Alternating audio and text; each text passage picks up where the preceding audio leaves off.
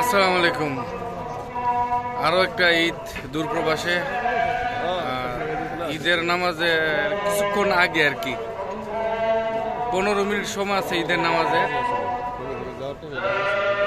আমার তো প্রায় 16 বছরে একটা ঈদ বাংলাদেশে করা হয়েছে, কুরবানির ঈদ, আর বাকি সবগুলোই দূরপ্রবাসে। যাই হোক, তবে একটা সত্য কথা কি, নতুন কাপড় কারো মানে শরীরে আছে কিনে দেখেন, সব পুরান পুরান, সব পুরান পুরান অবস্থা।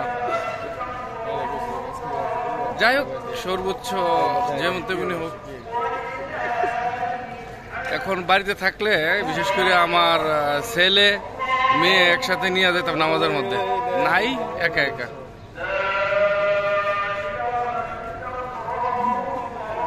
আর যারা আছেন আজকে সবাইকে ঈদের শুভেচ্ছা, ঈদ মুবারক।